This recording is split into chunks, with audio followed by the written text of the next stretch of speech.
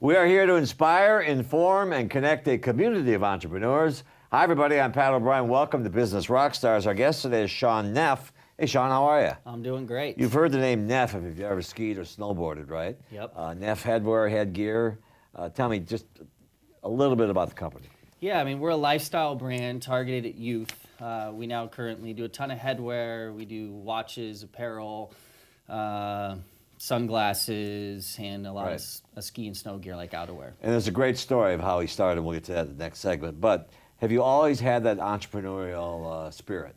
Yeah, I think at a young age, I was more intrigued with being the super consumer, right? Like the young kid that was walking into a store that really loved and enjoyed a certain brand. And I think at a young age, I was really taken back with how I was being influenced as a consumer, which then allowed me to think, gosh, I want to do something so I can put this same feeling of me wanting to buy this certain item Yeah, in what other was people's the deal lives. there? Was it from television commercials or You know, I think it was just other kids had it? Yeah, I think it's the lifestyle of, I was really into music and surf, skate, snow industry, so there were certain brands that you had to have. We're the best surfers in the world, it's like the Michael Jordan concept, right? We all love Nike because, you know, MJ was rocking them, but it wasn't just about MJ, it was Spike was next to him, and Spike brought the swag, and it was It's all kind of about MJ, by the way, just so you know. It is about MJ. What was your first paying job?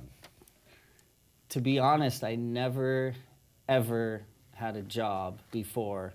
And I kind of just scooted through high school, played a ton of sports and surfed. And my first gig, first paycheck I ever got was when I started making money with this company, Neff. I scooted through high school, too. There you go. 1.7. There you go. But I did okay. Now, how many hours do you work a day now? What's your day like? Wow, a lot. I feel like it never stops, Do right? you do too much, do you think? Or? I think moderation in all things has been my big thing over the last couple years. I've got a wife, I've got 2 little kids. So I think I've become good at hiring the right people around me that can help operate some day-to-day tasks. How crucial is that? It's one of the best things that I'm doing in my life, because for the first 10 years of my business, not knowing anything and thinking you know everything, that was my biggest challenge, was how do you let go? How do you trust other people to do the task when you know you can go out and do it? Letting go is the biggest challenge of life. Right. Is let go of your fears and your ego, if that's possible. I call them ants, automatic negative thoughts. Oh, I like that. But yeah, so how do you find the people that will satisfy, I know you're not fearful, but will satisfy that fear of... Yeah, I think the key first is really identifying what are your strengths. Like what were you born with? What was that natural intuition that you know that, hey, if there's 7 chairs in an organization, which chair can you sit in that you'll completely destroy everyone else?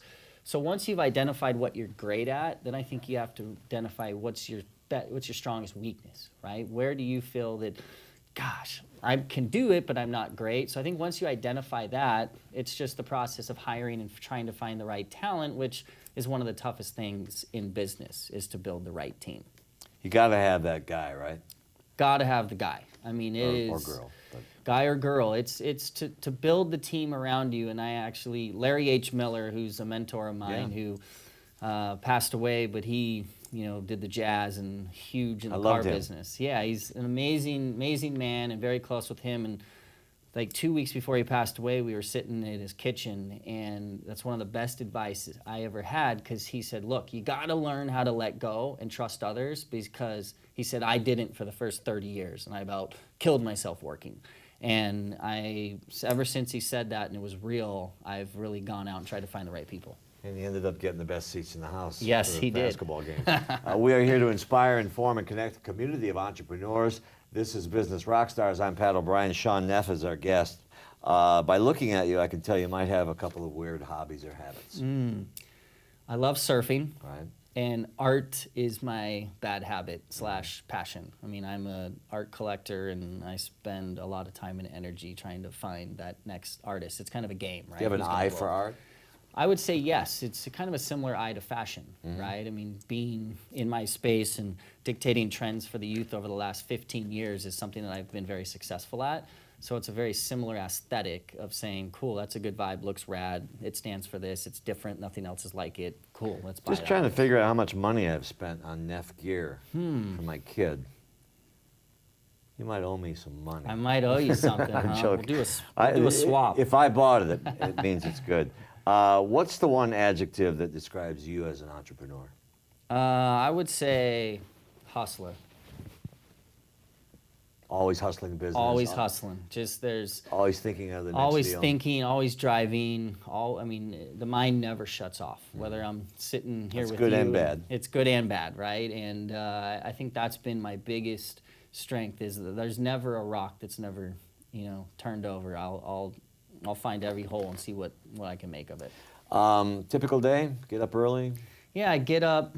I don't get up too early. I get up around 7:30, 8ish, and chill with the kids before they go to school, and then Why don't you get up at 4 and wake them up?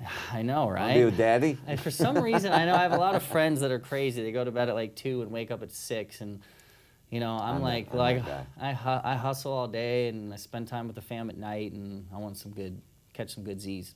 Do you rely a lot? You're talking about that one person that you need, but how big's your staff? In the office here, there's about 75, but plus our sales guys and, Right. over Yeah, 100 get plus. the typical thing. Not typical successful thing. Yeah. Do you rely on advice of others? I do.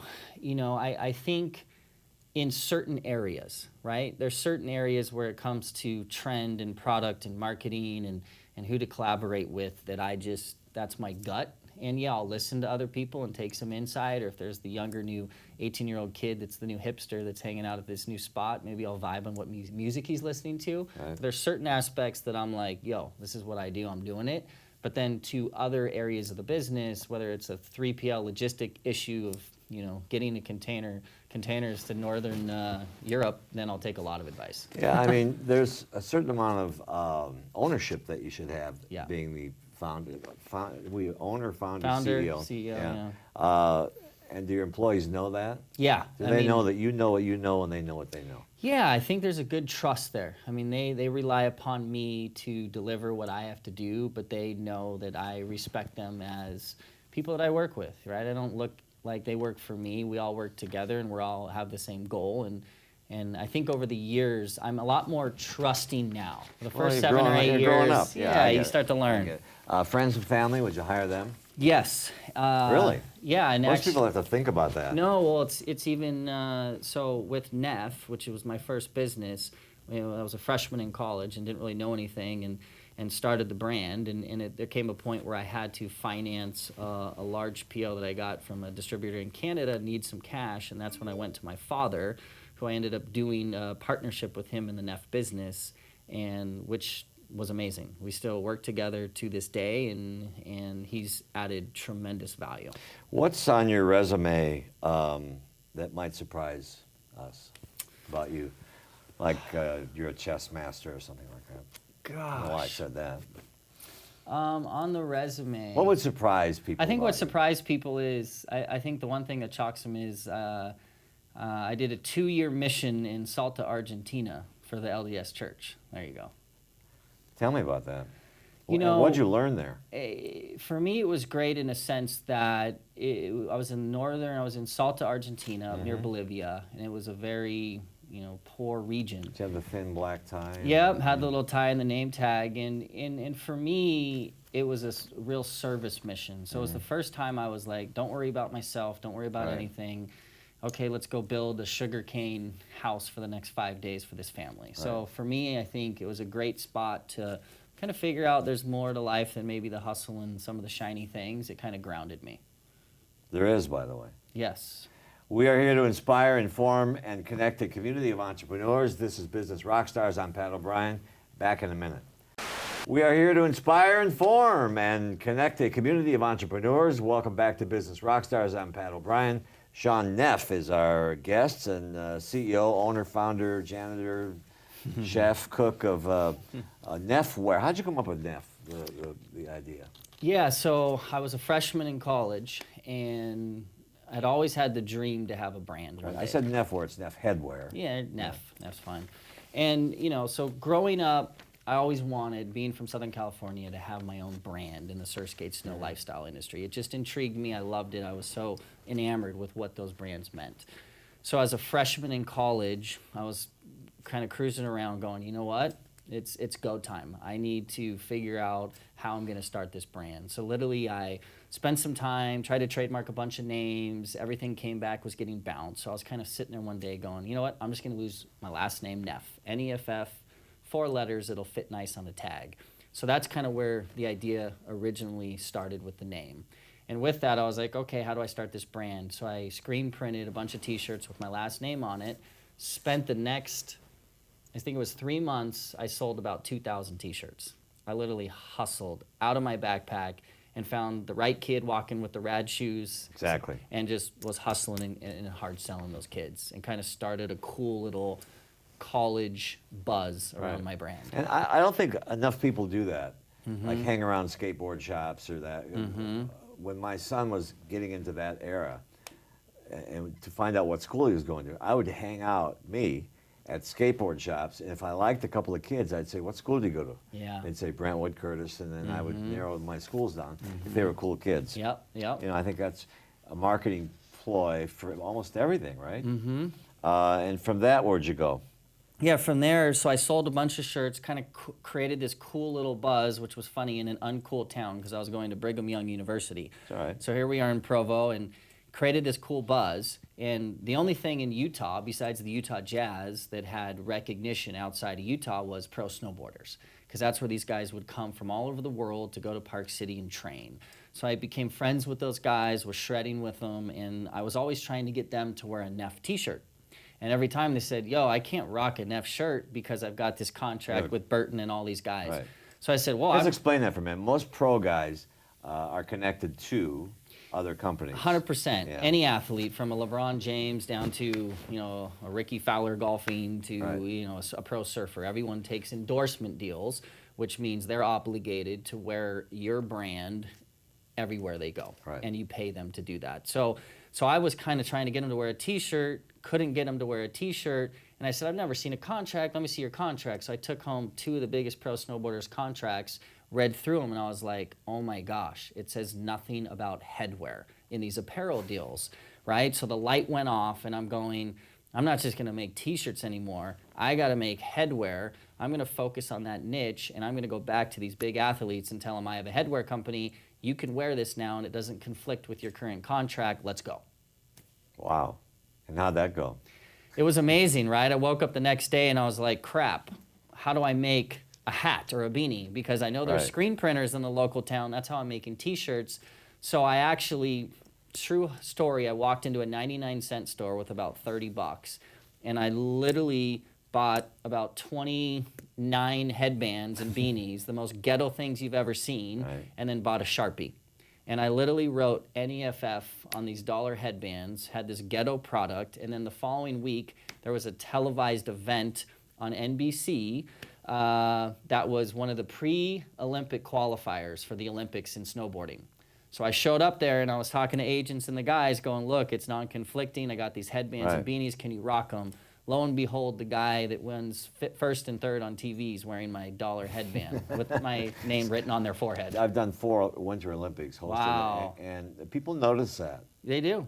I mean, We even got the Wheaties box out of it. there's a power to that. Yeah, right? huge. And how do you keep that going? I mean, how do you? Yes. You can't stop. No, you can't Someone's stop, always right? gonna There's have a always a better new hat, artist. yeah, There's right. always a new, athlete coming. So I think the key is just staying on top of the trends and who are the tastemakers, because they're changing every day. So I think you have to keep your nose close to the ground in a sense of like who's creating noise and waves and making sure that you're aligning with the right people. And then on top of that, it's always product innovation and sales distribution. And that's what's unique about this business is you're pretty much just selling cool, but the bigger you get, kind of the less cool you get. And you have to keep your eye on it, because Limp Bizkit would have been the great client Yes. 10 years ago. Yes. And they're actually making a comeback, but he always wore Beanies. a beanie. 100%. And that sort of thing. So how do you decide who to approach? Yeah, I think it's got to be, someone that we feel is relevant to our brand, right? Someone, we've got down with so many different musicians, and everyone's kind of like, hey, what about country? And it's like, well, at the root of who we are maybe country doesn't fit our aesthetic today, but if there was the right country dude that came out and he had a similar vibe and he did our stuff, maybe we'd get down. So I think it's got to feel natural to who we are, coming from surf, skate, snow roots and kind of hip hop and lifestyle. So it's got to be authentic to what our brand means, and they have to have a legitimate following. How do you keep your employees happy? Wow, I think nowadays, and as you learn, right, you learn how to do that better. I think it's just really It's not empowering. all money. Yeah, no, it's really not Although money. it could be. Yeah, I mean, money helps, Yeah. right, but it doesn't make them happy, right? Money's like, cool, I got a job and I like it. But to keep them happy during the day, I think you need to have them feel empowered. Have them feel that they're making a difference and they're not just receiving tasks top down, that they feel like, cool, I've been given this task and I can use my brain and my energy and my talent, and I'm gonna go improve and do something that helps this organization. And I think the more you can empower people to make change within your organization and then give them the credit for doing so is key. The next step seems obvious if you're out in the sun and the snow is beauty business, right? Yeah. What are you doing with that? Yes, I saw a unique opportunity in the sun care space. So I part on a brand called Sun Bum, and it's got the little wood grain packaging with the little yellow monkey that a lot of people have seen and use. And basically, 3 years ago when I got involved with Sun Bum, there was not a brand in the sun care space that would take a logo, that a kid would take a logo walking out to the beach and put that on a surfboard. So there was no real cool brand, and no brand that people really respected that's a cool brand that I love. So that's where I kind of saw the opportunity, and with Sun Bum, that's really what we've created. It's a trusted brand because you're protecting people from the sun. So it's FDA approved, and it's a different mission because it's a good mission to kind of trust the bum, which is who we are and what we're doing. Right. So that brand is on fire, and we started in sun care. Now we have lip balm. Now we're getting into hair, and then we're launching baby balm and getting into baby products. So that one is really expanding quickly, and it's nice to be in the same mindset of a business of selling a consumer product, but it's less about like a t-shirt and all this. You have to change and trend, and it's so finicky, whereas sun care, it's like the stuff you put in there, you're going to keep putting in there for the next several years. Whatever happened to just putting zinc all over your face? Remember Yes, those days? zinc's still dope. It does? Yeah, I mean, it's still out there. It's really niche-y, and then we have our own version of that. Right. It's not the colors, but yeah, I mean, my little Groms, I'll throw like hot pink noses on them and push them out in the water. Who's your favorite superhero? Wow. My favorite superhero, I'm going to have to go with Iron Man. Way to go. Yeah. Good choice. Yeah. Why? I like Iron Man because he's, a businessman, right? So Right. I can relate on that end. And I think his character is so rad because he's this real person, right? You can really connect with him. He's not like throwing webs Right. out of his hands, which you can't really relate to. So I like the idea of him leveraging kind of his persona and kind of this rock star vibe, but then yet he throws on that crazy costume and goes and tries to save the world. So it's something you can like aspire to be, even though I'll never be Iron Man. We are here to inspire, always to inspire, inform, and connect the community of entrepreneurs. This has been Business Rockstars. I'm Pat O'Brien. Thanks for joining us. See you next time.